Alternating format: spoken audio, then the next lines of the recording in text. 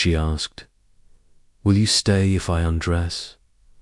The cowboy's darkest night in Blackwater Creek *. I never figured my life for much more than dust trails and empty horizons.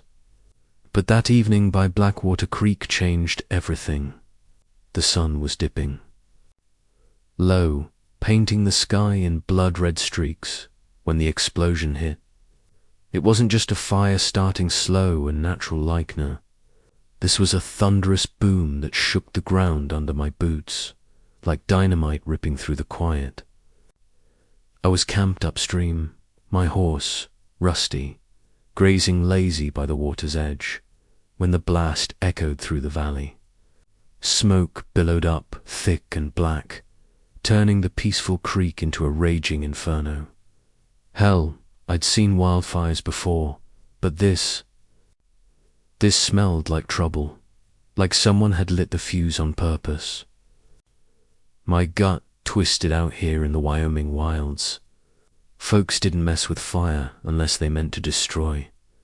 I swung into the saddle without a second thought, spurring Rusty toward the blaze. The air grew hot and heavy, stinging my eyes as we charged. Down the trail, Rusty snorted and bucked, his hoofs pounding the dirt, but I held him steady. "Easy, boy," I muttered through gritted teeth. Whispers in town called me Jack Harlan, the drifter from the desert, a man with a shadowed past. I'd deserted the army years back, tired of fighting wars that weren't mine, and society hadn't forgotten. They branded me an outlaw, a coward, but I didn't care. I rode alone, no ties, no regrets. Until now, as we crested the ridge, the scene hit me like a gut punch. A small cabin at the creek's bend was engulfed, flames licking the roof like hungry demons. And there she was, a woman standing defiant in the yard, clutching a water bucket like it was her last weapon. Her dress was soot-streaked, hair wild. In the wind, but she didn't run. She fought, tossing futile splashes at the fire. I could see the desperation in her stance, the way her shoulders squared against the impossible. Who was she? Some widow, I'd guess. Living on the fringes where society turned its nose up at women who didn't fit the mold. Rusty reared as embers flew our way, nearly throwing Metha first real danger slamming home. "Whoa!" I yelled, yanking the reins. The horse's panic mirrored mine, but I couldn't stop. I kicked him forward, plunging into the smoke. It clawed at my throat, burning like acid, but I kept my eyes on her. "Get down!" I shouted over the roar. She turned, her eyes wide with shock, and in that split second, I saw it all. Fear, fury, and a spark of something unbreakable. I leaped from the saddle, hitting the ground hard. The cabin groaned, timbers cracking like gunfire. I grabbed my coat from Rusty's back and barreled toward her. Move. But it was too late. The roof caved in with a deafening crash. I tackled her to the dirt, wrapping us both in the coat as flaming debris rained down. A massive beam swung loose, crashing inches from our heads, splintering the earth a second brush with death, close enough to singe my hat. We rolled, embers biting my skin, her body pressed against mine in the chaos. Her breath came in gasps, hot against my neck, and for a heartbeat. The world narrowed to just us, tangled in survival. When the worst passed, I pulled back, coughing up smoke. Our eyes locked, and time froze. Hers were deep brown, like the creek. After a storm, filled with a terror that mirrored my own hidden scars. I saw the widow's loneliness there, the weight of judgment from folks who whispered she was too independent, not proper for living alone after her husband's death. And she must have seen the raw grit in me, the cowboy who'd ridden through hells of his own making. You came, she whispered, voice raw. Eliza Thorne, she said later, as we staggered away from the ruins. I'd heard the name in passing widow of some rancher who'd crossed the wrong men. Society shunned her for not remarrying quick, calling her stubborn or worse. Me, I was the outsider, the deserter they spat at in saloons. Jack Harlan, I replied, helping her to her feet. My hands burned from the fire, but I ignored it. We sifted through the ashes as dawn crept in, the sky lightening to a bruised purple. The cabin was gone, just smouldering bones, but Eliza knelt, digging with bare hands. She pulled out a charred locket, its chain twisted, and clutched it like a lifeline. This was his, she murmured, tears cutting tracks through the soot on her cheeks. My Henry's. Every nail in that place was a promise we made. I spotted something else, a scrap of paper, half burned but legible. A threat scrawled in rough hand. Pay up or burn. My blood ran cold. This was an accident. It was sabotage. Maybe from old enemies of her husband, land grabbers or rustlers who'd hated him for standing firm. You got foes? I asked, voice low. She nodded, eyes hardening. Henry crossed the Barlow brothers years back. They swore revenge. Thought it was over when he died, but... Her voice trailed. Heavy with the isolation society heaped on hurrah, woman alone was fair game out here. We gathered what little remained. A half-scorched Bible, Henry's old revolver, rusted but loaded. Eliza tried to thank me, but the words caught, her loneliness spilling out in the tremble of her lips.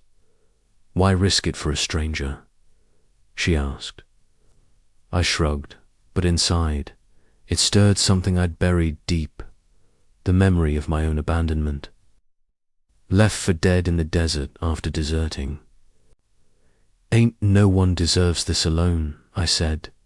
World's harsh enough without folks turning blind. We headed to the nearest shelter, Old Man Whitaker's ranch a mile downstream. Whitaker was a grizzled veteran, one of the few who didn't judge Eliza outright. His wife, Martha, fussed over strays like us, but even there, whispers followed. As we rode double on Rushdie, the horse limping from a singed hoof, the rain started, a downpour that turned the trail to mud. The creek swelled, waters churning, angry. Hold on, I told Eliza, her arms around my waist, her warmth seeping through my shirt. It was the first real touch I'd felt in years, stirring a ache I didn't want to name. At Whitaker's, the old man met us at the gate, shotgun in hand. What in tarnation? He bellowed, eyes narrowing at the smoke still rising from Eliza's place. Martha bustled out, wrapping Eliza in a blanket. You poor dear, she cooed, but I caught the sidelong glance of Sacides. Poison, even here, questioning why a widow like Eliza hadn't settled proper. Whitaker pulled me aside. Heard explosions. Roostlers, or them Barlows again. I showed him the note. His face darkened. Boy, you're in deep now. They don't forget. Inside the barn, away from the house, Eliza lit a lantern, its glow casting shadows on her face. She was beautiful in a rugged, way-strong jaw, eyes that held storms. My burns throbbed, face scratched from debris, but I stood tall, the cowboy facade unbroken. She offered water, then whiskey from a hidden flask. For the pain, she said. I waved it, off-netted my wits, sharp with threats lurking. You've lost it all, I said quietly, but you're still fighting. That's more than most.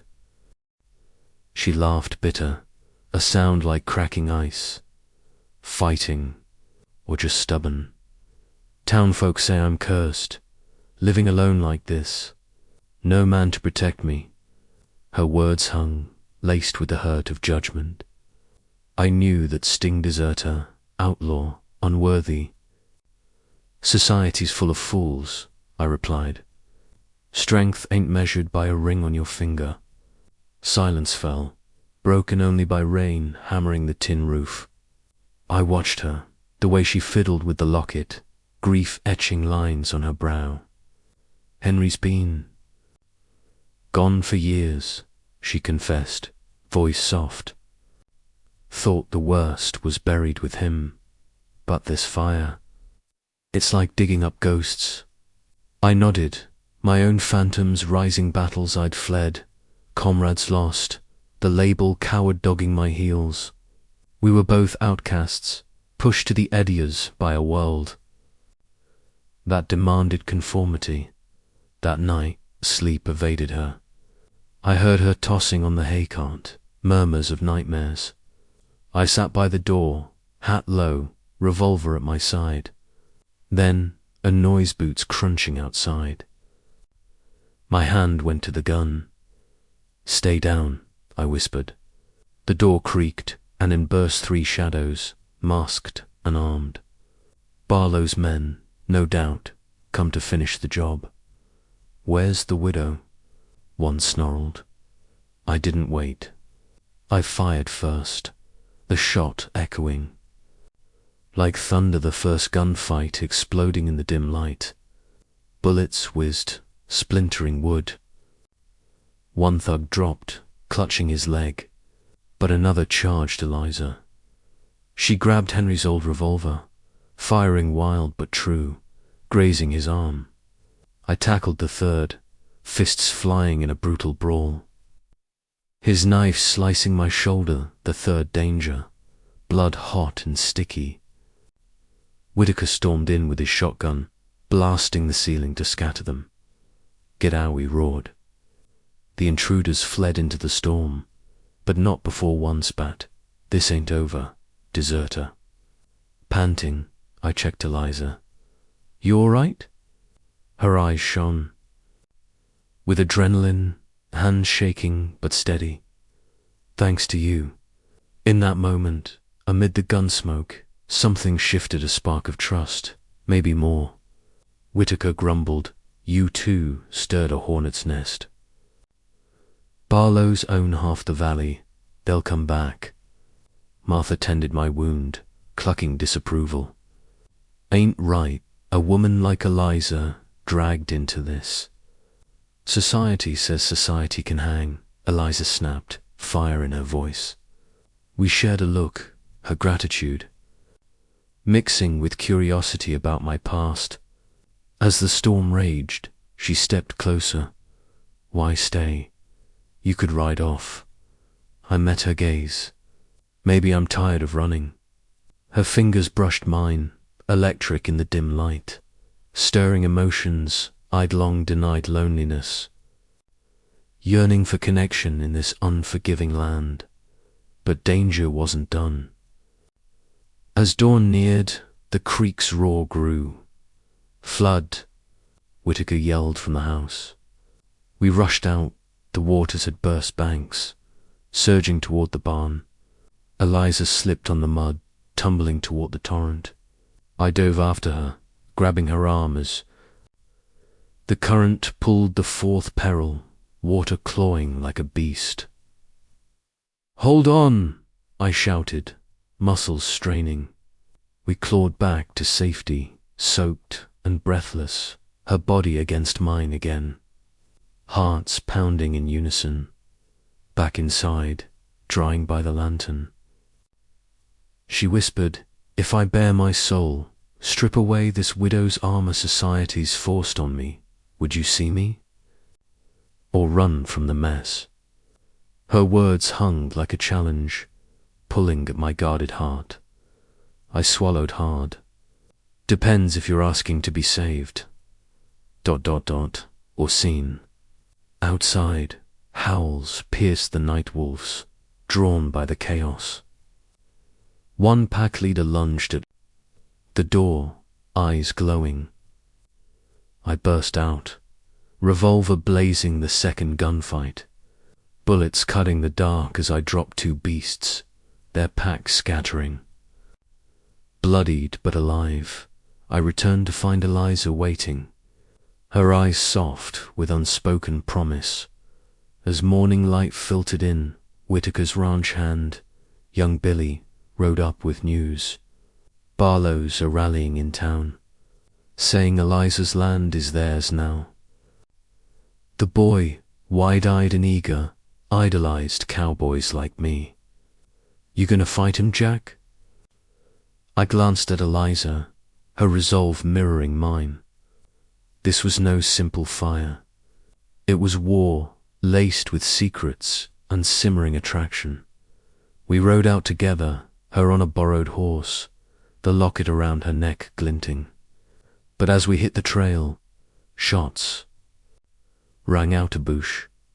I spun, firing back the third gunfight, dust kicking up as I winged one rider, sending the others fleeing. They're close, I growled. Eliza's hand found mine briefly. Together, then. At the town's edge, we holed up in an abandoned shack.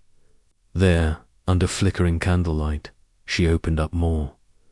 Henry died fighting those bastards. Left me with nothing but pride and their hatred. I shared my truth, deserting after seeing too much senseless death branded forever. Society calls us broken, she said, leaning close. But maybe we're just bent, waiting to straighten. Tension built as footsteps approached again. I peered out at more thugs, creeping. Stay back, I told her. The door shattered, and chaos erupted the fourth gunfight, close quarters fury. I wrestled one to the ground, his fist connecting with my jaw, while Eliza bashed the other with a chair. We won, but barely, my vision blurring from a head wound the fifth danger. Dizziness threatening to fell me. Collapsing beside her, breath ragged, I felt her hand on my cheek. You didn't have to, she murmured, but you did. In that vulnerable moment, emotions surged gratitude, turning to something deeper, a pull toward healing in each other's arms. Society's chains felt looser. Love's whisper louder amid the peril as we bandaged wounds. Whitaker arrived with reinforcements townsfolk, wary but stirred by our stand. Ain't letting Barlows win, he declared. Billy cheered, you're heroes. But I knew the darkest night was just beginning, with Eliza's question echoing, would I stay? The valley held its breath, secrets unraveling, our bond forging in fire and blood. Little did I know, this was the start of a love that would defy it all.